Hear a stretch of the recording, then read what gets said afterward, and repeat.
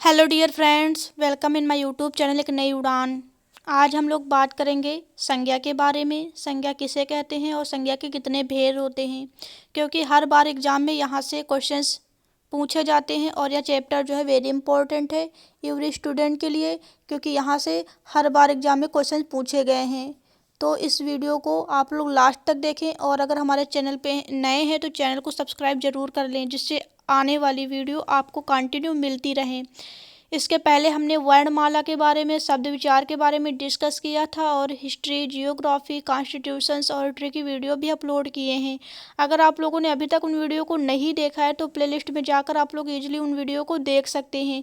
और अगर यह वीडियो आपको पसंद आए तो इस वीडियो को ज़्यादा से ज़्यादा शेयर करें अपने फ्रेंड्स के साथ, अपने रिलेटिव के साथ, जिससे आपके साथ साथ उन्हें भी इसका बेनिफिट मिल सके। तो चलिए स्टार्ट करते हैं इस वीडियो को। सबसे पहले समझते हैं संज्ञा होती क्या है। तो संज्ञा किसे कहते हैं मेरे फ्रेंड्स? किसी व्यक्ति, वस्तु, स्थान के नाम को ही संज्ञा कहते हैं। संज्ञा की डिफिनेशंस क्या होती है मेरे फ्रेंड्स? किसी जात, द्रव्य, गुण, भाव, व्यक्ति, स्थान और क्रिया आदि के नाम को संज्ञा कहते हैं, अर्थात नाम का ही दूसरा नाम संज्ञा है। अब बात की जाए संज्ञा के भेद किससे कहते हैं, तो याद रखना यहाँ पे काफ़ी स्टूडेंट मिस्टेक कर देते हैं। तो संज्ञा के 3 भेद होते हैं, या बीएड एंट्रेंस एग्जाम में क्वेश्चन भी पूछा गया था संज्ञा के कितने भेद होते हैं। तो संज्ञा के 3 भेद होते हैं, जिसमें व्यक्तिवाचक संज्ञा, जातिवाचक संज्ञा और भाववाचक संज्ञा। जिसे हम नाउन मीन्स, इंग्लिश में नाउन बोलते हैं, नाउन मीन्स संज्ञा होती है। और संज्ञा के 3 भेद होते हैं। कौन कौन से? हमारे प्रॉपर नाउन और कॉमन नाउन, और ये हमारा अब्स्ट्रैक्ट नाउन, भाववाचक संज्ञा। इनको इंग्लिश में हम क्या बोलते हैं? प्रॉपर नाउन, कॉमन नाउन और अब्स्ट्रैक्ट नाउन। तो ये हमारे भेद हो गए। संज्ञा के 3 भेद होते हैं, याद रखना मेरे फ्रेंड्स, संज्ञा के 3 भेद होते हैं। अब हम बात करते हैं व्यक्तिवाचक संज्ञा किसे कहते हैं, उसके बारे में समझते हैं। तो व्यक्तिवाचक संज्ञा किसे कहते हैं? व्यक्तिवाचक संज्ञा उन संज्ञा को कहते हैं जिन विकारी शब्दों में केवल एक व्यक्ति, वस्तु या स्थान के लिए जिस नाम का प्रयोग होता है उसे हम व्यक्तिवाचक संज्ञा कहते हैं।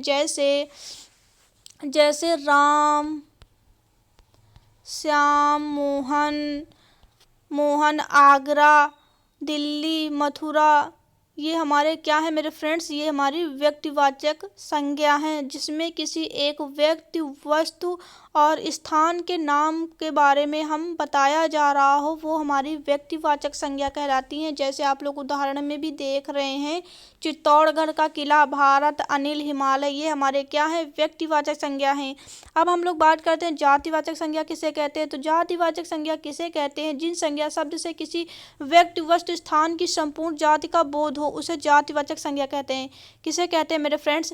जिसमें किसी एक व्यक्ति, वस्तु, स्थान के बारे में वर्णन ना हो के उसकी पूरे संपूर्ण जाति का बोध कराया जा रहा हो, वो हमारी जातिवाचक संज्ञा कहलाती हैं। जैसे उदाहरण में देख सकते हैं मेरे फ्रेंड्स, मनुष्य, नदी, नगर, पर्वत, पशु, पक्षी, लड़का, कुत्ता, बैल, तोता, पंखा आदि ये हमारे क्या हैं? जातिवाचक संज्ञा हैं। क्या है मेरे फ्रेंड्स? जातिवाचक संज्ञा है। जैसे आप लोग समझ सकते हैं डॉक्टर क्या है मेरे फ्रेंड? डॉक्टर हमारा जातिवाचक संज्ञा है, क्योंकि इसमें डॉक्टर में हमारे मेल भी आते हैं और फीमेल भी आते हैं। तो इस जो संज्ञा का इसमें एक जाति का बोध कराया जा रहा है, तो यह हमारा जातिवाचक संज्ञा है। जैसे एक और एग्जाम्पल हम लोग समझ लेते हैं, जैसे जानवर। तो जानवर हमारा कौन सी संज्ञा है? तो जानवर हमारा कौन सी संज्ञा है मेरे फ्रेंड्स? ये हमारी जातिवाचक संज्ञा है। जैसे जानवर में हमारा बकरी भी आता है और गाय भी आती है और भैंस भी आती हैं। तो ये क्या है मेरे फ्रेंड्स? ये हमारा जातिवाचक संज्ञा है। और अगर हम इन्हीं को कोई नाम दे दें, जैसे हमने नाम दे दिया राम, या हमने कोई नाम दे दिया सीता, तो ये जो नाम दिया किसी, इस नाम के थ्रू हम किसी एक व्यक्ति की बात कर रहे हैं, तो वो हमारा क्या होता है मेरे फ्रेंड्स? व्यक्तिवाचक संज्ञा होता है। जैसे आई थिंक आप लोगों को समझ में आया होगा कि जातिवाचक संज्ञाएं क्या होती हैं। जातिवाचक संज्ञाएं वे संज्ञाएं होती हैं जिसमें किसी एक व्यक्ति का बोध ना कराकर उसके पूरे जाति का हम बोध कराते हैं, उसके पूरे जाति का बोध होता है, वो हमारी जातिवाचक संज्ञाएं कहलाती हैं। अब हम बात करते हैं जातिवाचक संज्ञाओं के भेद के बारे में। तो जातिवाचक संज्ञाओं के दो भेद होते हैं, जिसमें हमारा समूहवाचक संज्ञा आता है और द्रव्यवाचक संज्ञा आता है। तो समूहवाचक संज्ञाएं किसे कहते हैं, जानते हैं समूहवाचक संज्ञा के बारे में। तो समूहवाचक संज्ञाएं वे होती हैं, जैसा कि आप लोगों ने समूह शब्द से ही स्पष्ट हो गया होगा कि समूह यानी कि ग्रुप, और एक ग्रुप को ही क्या कहते हैं हम, समूहवाचक संज्ञा। जैसे ग्रुप का मतलब होता है कि एक संगठन, एक टोली को ही क्या कहते हैं हम, समूहवाचक संज्ञा कहते हैं। जैसे आप लोगों ने देखा होगा कि एक स्कूल में विद्यार्थियों का एक समूह होता है और उसे में क्या होता है, उसमें एक संगठन होता है और उसमें काफ़ी स्टूडेंट इंक्लूड होते हैं, शामिल होते हैं। और जब हम लोग जैसे कि आर्मी का ग्रुप, और जैसे कि जो बकरी का झुंड ले लो, काफ़ी जिनमें हम ग्रुप का एक से अधिक व्यक्तियों का एक ग्रुप शामिल हो, वो हमारा क्या कहलाता है, समूहवाचक संज्ञा कहलाता है। जैसा कि आप लोग डेफिनेशंस में भी देख रहे हैं, वे संज्ञा शब्द जिनके संगठन का बोध समूहवाचक संज्ञा के अंतर्गत आता है, समूहवाचक संज्ञा कहलाता है। जैसे आप लोगों ने देखा होगा पुलिस में काफ़ी लोग होते हैं, काफ़ी ग्रुप होता है, तो वो हमारा क्या कहलाता है, समूहवाचक। जैसे चाबी का गुच्छा में केवल एक चाबी नहीं होती है, उसमें काफ़ी सारी चाबियां होती हैं। जैसे कक्षा में एक स्टूडेंट नहीं होता है, उसमें काफ़ी ज़्यादा विद्यार्थी शामिल होते हैं। तो ये हमारे समूहवाचक संज्ञा के उदाहरण हैं। उसके बाद हम आगे बढ़ते हैं, द्रव्यवाचक संज्ञा के बारे में समझते हैं। द्रव्यवाचक संज्ञाएं क्या होती हैं, वे वस्तुएं जिन्हें मापा या तौला जाता है, अर्थात नाप तौल संबंधित वस्तुएं द्रव्यवाचक संज्ञा कहलाती हैं। जैसा कि आप लोगों ने देखा होगा, हमारा जो ऑयल है यानी तेल है, और हमारा जो मिल्क है, दूध है, तो ये क्या है, हमारा पदार्थ है, एक द्रव्य है, ये तरल पदार्थ है, लिक्विड है। क्या है मेरे फ्रेंड, लिक्विड है। तो ये हमारे जो एग्जाम्पल हैं, ये द्रव्यवाचक संज्ञा के उदाहरण हैं। जैसे हमारा सोना, चांदी, ये सारी चीज़ें जो हैं, ये हमारी द्रव्यवाचक हैं। तो आई थिंक आप लोगों को समझ में आया होगा कि द्रव्यवाचक क्या होती हैं। वे जिन्हें हम नाप तौल सकते हैं, जिन्हें मापा जाता है, जिन्हें नाप तौल सकते हैं, वे हमारी द्रव्यवाचक कहलाती हैं। जैसे गुड़, चना, शक्कर, चांदी आदि, जिसे हम इंग्लिश में मटेरियल नाउन कहते हैं। क्या कहते हैं, मटेरियल। क्या कहते हैं मेरे फ्रेंड्स, मटेरियल नाउन कहते हैं।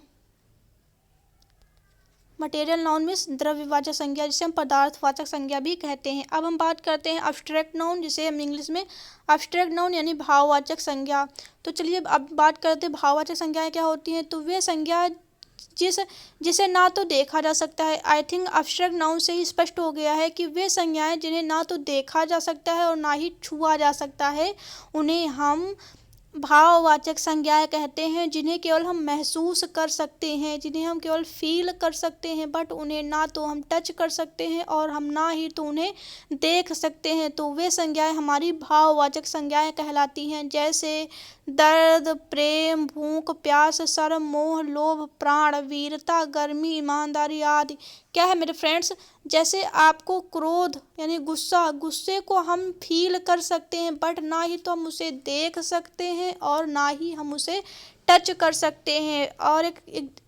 और एक उदाहरण देख सकते हैं, जैसे ईमानदारी क्या है मेरे फ्रेंड्स, ईमानदारी इस शब्द को हम क्या कर सकते हैं, केवल हम फील कर सकते हैं। हम इसे ना तो टच कर सकते हैं और ना ही इसे देख सकते हैं। तो याद रखना मेरे फ्रेंड्स, वे संज्ञाएं जिन्हें ना तो हम टच कर सकते हैं और ना ही हम देख सकते हैं, जिन्हें केवल महसूस किया जा सकता है, वो हमारे भाववाचक संज्ञाएं कहलाती हैं, वो हमारी अब्स्ट्रैक्ट नाउन कहलाती हैं। आई थिंक आप लोगों को समझ में आया होगा कि संज्ञा किसे कहते हैं और संज्ञा के कितने भेद होते हैं। तो संज्ञा के 3 भेद होते हैं। याद रखना, ये वेरी इंपॉर्टेंट टॉपिक है और यहाँ से हर बार एग्जाम में क्वेश्चन जरूर पूछा जाता है।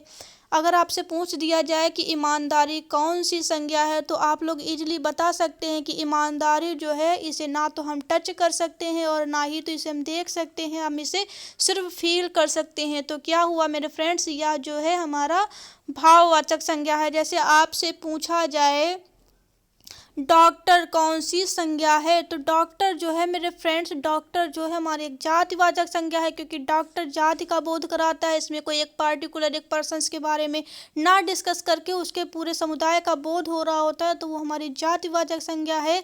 व्यक्तिवाचक संज्ञा, जैसे आपसे पूछा जाए कि राम कौन सी संज्ञा है, तो राम प्रॉपर नाउन है, यानी कि व्यक्तिवाचक संज्ञा है, जिसमें राम का बारे में बताया जा रहा है। तो किसी एक व्यक्ति के बारे में बताया जा रहा हो तो वो हमारी व्यक्तिवाचक संज्ञा होती है, और जिसमें पूरे समुदाय का जाति का बोध हो रहा हो वो हमारी जातिवाचक संज्ञाएं होती हैं। और भाववाचक संज्ञा वे संज्ञा जिसमें हम ना तो चीज़ों को टच कर सकते हैं और ना ही हम उन्हें देख सकते हैं, सिर्फ उन्हें महसूस कर सकते हैं, वो हमारी भाववाचक संज्ञाएं होती हैं।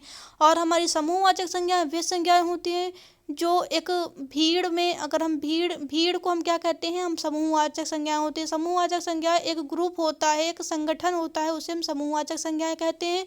और पदार्थवाचक संज्ञाएं वे संज्ञाएं होती हैं जिसमें जैसे कि जिन्हें हम नाप तौल सकते हैं, वो हमारी पदार्थवाचक संज्ञाएं कहलाती हैं, मटेरियल नाउन कहलाती हैं। तो आई थिंक आप लोगों को समझ में आया होगा कि नाउन क्या होती हैं, संज्ञाएं क्या होती हैं। और अगर यह वीडियो आपको पसंद आया हो तो इस वीडियो को ज़्यादा से ज़्यादा शेयर करें, और अगर हमारे चैनल पर नए हैं तो चैनल को सब्सक्राइब जरूर कर लें, जिससे आपको आने वाली वीडियो कंटिन्यू मिलती रहें। तो फिर मिलते हैं हम नेक्स्ट वीडियो में इम्पॉर्टेंट टॉपिक के साथ। तब तक के लिए thanks for watching this video.